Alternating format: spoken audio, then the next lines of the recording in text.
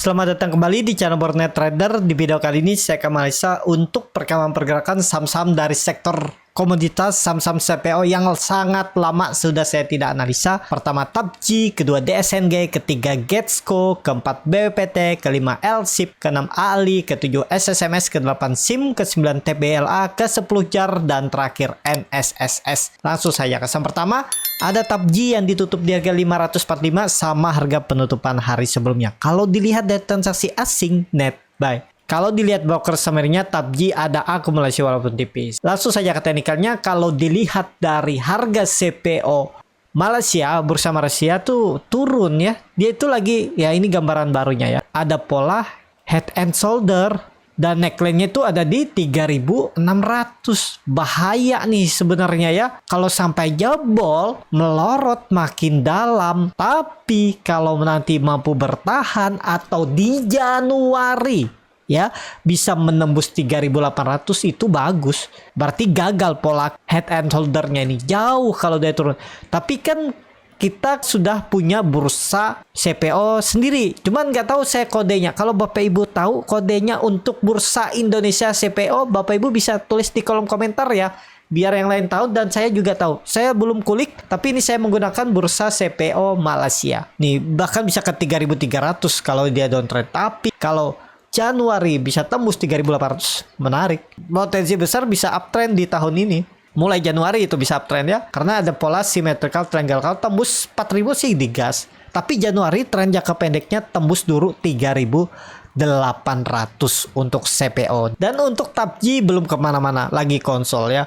Yang kayak gini nih sabar menunggu. Saya biasanya kalau sudah berbulan-bulan saya ada jual BP nih. Dulu saya ada beli di Oktober, naik jual TP dikit, habis itu dibeli, habis itu nggak kemana-mana saya jual BP. Jadi kondisi sekarang belum lah ya, semoga aja di Januari ya, kalau dia tembus 580 Januari siap-siap uptrend. Dia mematahkan trend downtrendnya semenjak Maret 2023. Nah kebetulan di situ ada yang 200 tembus digas. Kemana arahnya 700, dari 580 ke 700 berarti ada 120 poin, ada potensi upside 20%. Tapi kalau beli buy on breakout nantinya itu ya 20%. Lumayan ya. Ya kalau gagal false break jual ya paling 3% nih. Misalnya seperti itu nanti skenario-nya ya. Atau kalau Bapak Ibu sabar menunggu, sekarang beli itu stop loss di 520 atau 515 sudah. Nggak perlu nunggu 500 karena kalau dia Januari jebol 5 berapa nih? 525-nya gagal naik. Ya harusnya Januari minggu ini minggu depan tuh paling nggak konsolidasi atau naik rebound tipis untuk TAPJI.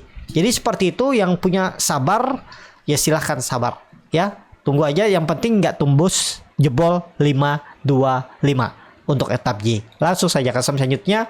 Ada DSNG yang ditutup di harga 545, tar koreksi 1,8%. Kalau dilihat dari transaksi asing net sell, kalau di broker semuanya DSNG di distribusi. Langsung saja ke teknikalnya, DSNG lagi sideways, tapi ini sepertinya di maintain, entah apa saham repo ya nih. Nih volumenya rapi seperti sisir. Yang penting kalau mau ya sama DSNG sama TAPJI itu sama 525 support. Kalau bulan Januari ini atau 1-2 minggu ke depan jebol, melorot makin dalam. Ya, gitu aja. Targetnya kalau ini tembus 560 ke 660 640 itu lumayan. Ya, ada potensi upside 10-15%, bahkan lebih, hitunglah. Tapi kalau mau sabar ya, nih dia tuh dari November sideways aja dari 530 ke 555. Ini stop loss-nya 5%, target profit 19%, 20% ya. Atau EMA 200-nya terdekat dulu. Nah, seimbang 1/2. Kalau Bapak minat tapi sabar menunggu karena EMA CD-nya mulai mengerangkak ke atas golden cross dan dia DSNG ini sideways, low-nya naik. Ya siapa tahu tembus 550 560-nya digas langsung. Kita lihat ya DSNG minggu ini. Seperti itu. Langsung saja ke saham selanjutnya. Ada Getsco yang ditutup menguat 11,66% ke harga 134. Kalau dilihat dari transaksi asing net buy. Kalau di broker sebenarnya Getsco ada akumulasi.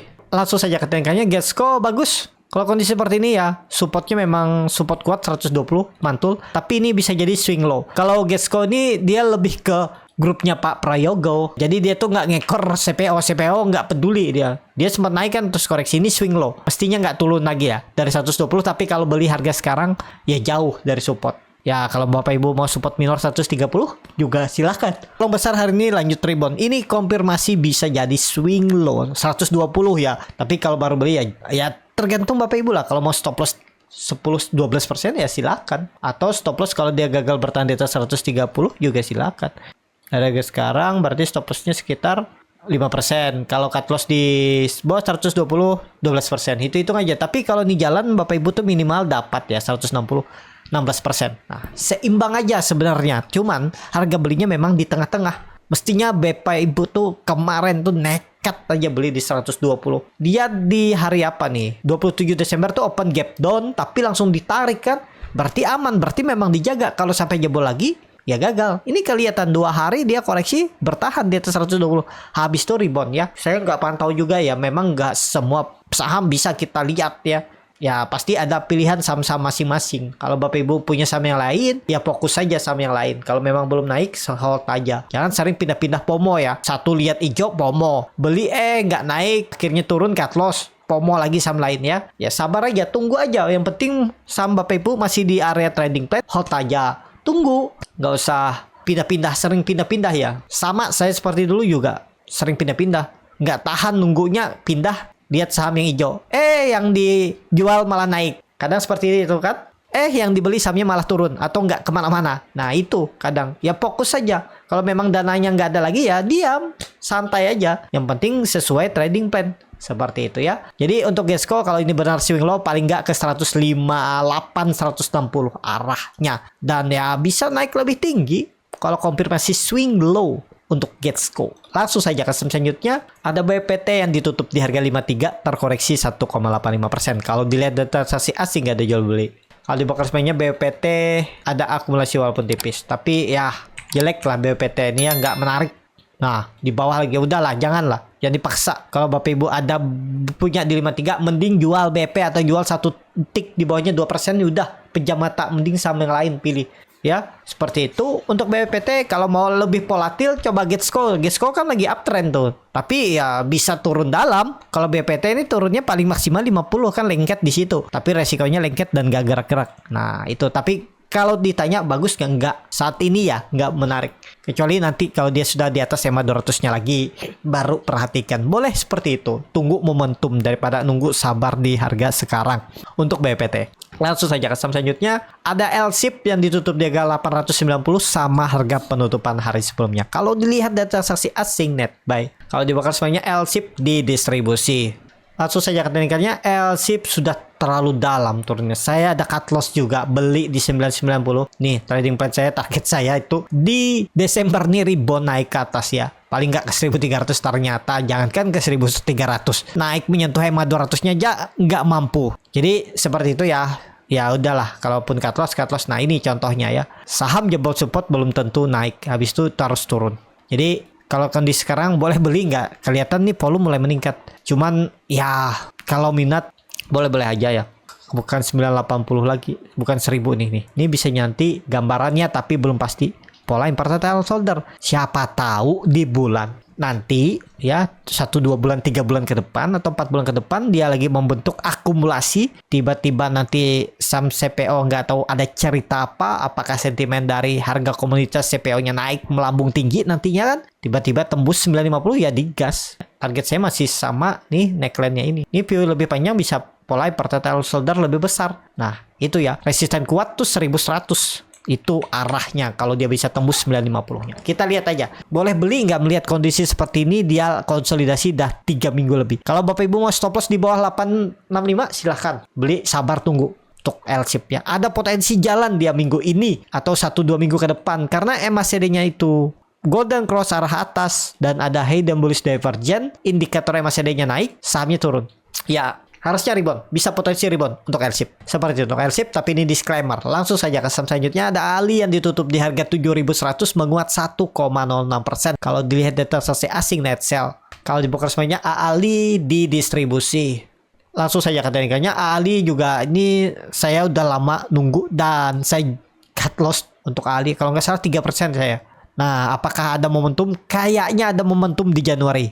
Ya, tapi disclaimer ya, ini kan sudah terlihat supportnya 7.000 atau 6.900 itu. Jebol itu pertimbangan stop loss paling maksimal Bapak Ibu cut loss tuh 4-5%. Target profit ya 6% minimal. Ke 7.500 7.600. Risk reward bisa seperti ini, tapi ini disclaimer ya. Ini gambar saya perbesar. 3,5% aja cut loss-nya itu. Target profit minimal 4,6% sampai 6%. Dan bahkan ya, kalau ini jalan sangat mungkin 15%. Pas di uptrend. Pokoknya di 2024 mungkin peluang besar Ali ada aja ceritanya nanti dia mengarah ke 8.300 ya. Ada potensi upside. Mungkin juga 1-2 bulan ke depan kan bisa aja naik. Ini kayaknya sih mulai merangkak, volume membesar. Memang ada masih big distribusi, tapi ini dia aman harusnya ya, karena distribusi tapi nggak turun konsol. Nah, kalau dia tiba-tiba turun ya jual aja dulu. Tadi berapa? 4% maksimal cut loss-nya. Kalau tertarik untuk Ali. Ya, seperti untuk Ali, langsung saja ke selanjutnya. Ada SSMS yang ditutup di harga 1025, terkoreksi 1,91%. Kalau dilihat data transaksi asing net sell, kalau dibongkar semuanya SSMS di distribusi. Langsung saja ke teknikalnya, distribusi SSMS ini saham repo nih, dia sempat naik tinggi habis itu dibuang, dan ya ini di level psikologis. Bapak Ibu kalau mau beli sekarang bisa nggak? Bisa. Kalau mau jebol 950 jual aja dulu. Seperti itu. Targetnya kemana nih? Kalau jalan 1200. Jadi ada potensi upside sekitar 17% atau 16% ya. Segitulah. Cut loss-nya sekitar 5%. Cut loss-nya sekitar 8%, reward-nya minimal 14%. Nah, itu lumayan ya.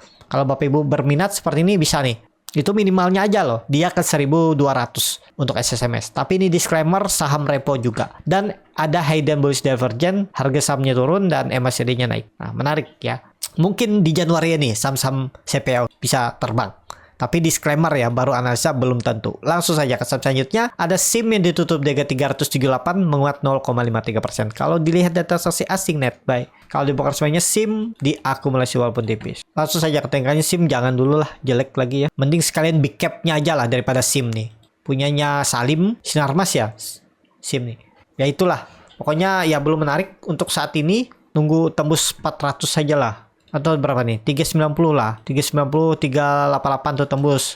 Baru menarik. Kita lihat ya. Bisa nggak sih saya beli dulu? Kan sayang tuh. Jauh masih ke 394, 388 dari harga sekarang. Bisa ada potensi upset 4%, 3%. Ya silahkan. Yang penting kalau mau jebol 366 jual aja. Ya. Untuk SIM. Tapi kalau Bapak Ibu ragu, takut kalau minat saham CPO, pilih aja L-SHIP atau AALI atau TAPJI. Ya, Getsco itu bisa tapi untuk trading cepet aja. Seperti itu ya untuk SIM. Langsung saja ke saham selanjutnya, ada TBLA yang ditutup di harga 700 menguat 0,71%. Kalau dilihat data transaksi asing net sell, kalau dibongkar semuanya TBLA di distribusi.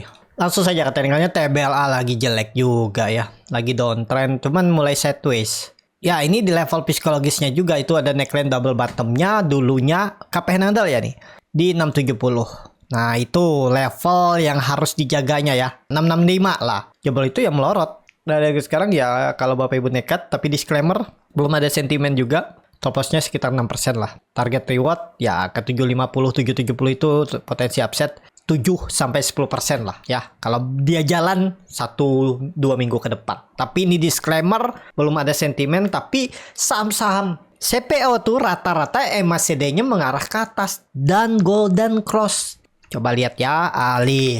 Tuh, Ali mulai ada mau golden cross. L-SHIP. Mau L-SHIP sudah golden cross. TAPJI yang besar-besar aja ya kita pilih.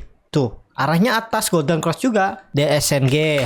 Tuh, golden cross arahnya atas nih. Kan? Terus tadi apa? TBLA. TBLA juga golden cross. Jadi ada sinyal lah. Cuman nggak tahu kapan nih momentumnya, minggu ini kah atau minggu depan, atau nggak di jalan-jalan malah jebol supportnya.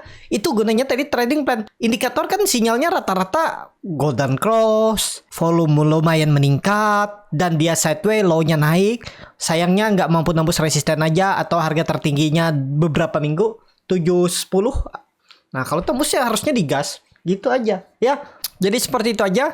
Itulah gunanya trading plan. Biarpun indikator rata-rata sinyal buy, arahnya atas, tapi kalau ternyata dibuang ya gunakan stop loss gitu ya. Untuk TBLA supportnya tadi 665. Langsung saja ke saham selanjutnya, ada JAR yang ditutup di harga 246 terkoreksi 0,8%. Kalau dilihat data transaksi asing net sell JAR, kalau dilihat dari broker sebenarnya JAR ada akumulasi.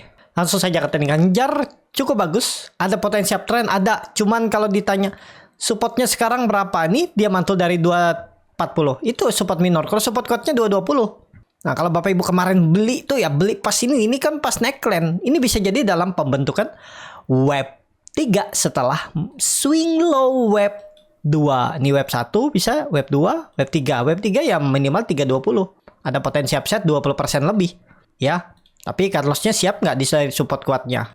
Sekitar 14% stop loss-nya. Atau kalau dia jebol 240 cut loss dulu ya bisa 4%-an kalau minat ya. Seperti itu. Ini bisa konfirmasi swing low, JAR. Kalau melihat volumenya ya mulai ada peningkatan setelah dia membentuk candle hijau, volume besar. Saat membentuk candle merah, volume kecil. Ya, mestinya ke atas. Ya, untuk JAR. Ini bisa jadi wave 2 dan swing low dan atas. Tapi kalau Bapak Ibu beli harga sekarang ya itu. Cut loss nanggung, takut mantul. Cut loss tunggu konfirmasi jebol EMA 200-nya 220 dalam. Tinggal Bapak Ibu pilih seperti apa. Ya, untuk JAR. Langsung saja ke saham terakhir. Ada NSSS yang ditutup di harga 183. Menguat 3,38%. Kalau dilihat data transaksi asing net sell, kalau dibongkar semuanya NSSS diakumulasi walaupun tipis. Langsung saja ke teknikanya. NSS setelah beberapa bulan itu disuspend, lupa saya tidak dijaminkan lah, namanya itulah pokoknya. Ya dia kembali rebound, volume meningkat. Sepertinya oke, cuman nggak tahu nih apakah crossing juga atau di maintain atau repo ya. Ini dulu saham repo kalau nggak salah ya. Pas saham di maintain ya. Pokoknya ada corporate action lah. Saya kurang info juga, kurang update. Tapi kalau bisa tembus 190 sih menarik nih ya. Volume meningkat ya. Cuman volume maintain kayaknya. Ya kita lihat aja lah. Untuk NSSS lah. Kalau ditanya beli sekarang boleh nggak ya? Support minornya 180. Mau stop loss nggak di situ? Daripada dibawa ke 160. Nah ini support kuatnya. Tinggal Bapak Ibu bagaimana strateginya aja. Ya. Seperti itu. Untuk NSS cukup sampai di sini video kali ini. Terima kasih untuk Bapak Ibu dan teman-teman yang sudah menonton video ini sampai selesai. Apabila channel Borneo Trader yang bermanfaat dan bisa menjadi bahan pertimbangan Bapak Ibu dalam membeli, menyimpan, dan menjual sahamnya, bisa klik tombol subscribe dan nyalakan lonceng notifikasi. Ada kritik, saran, ataupun pertanyaan bisa langsung tinggalkan di kolom komentar. Dan bagi Bapak Ibu dan teman-teman yang baru belajar trading, masih bingung memilih saham, bingung membuat trading plan, bisa join trading bersama Borneo Trader. Nanti dipilihkan saham-sahamnya dan dibuatkan trading plan-nya beserta chartnya dan juga free konsultasi portofolio. Kalau tertarik, DM Instagram Borneo Trader. Sampai ketemu, tetap semangat dan semoga bisa terus cuan.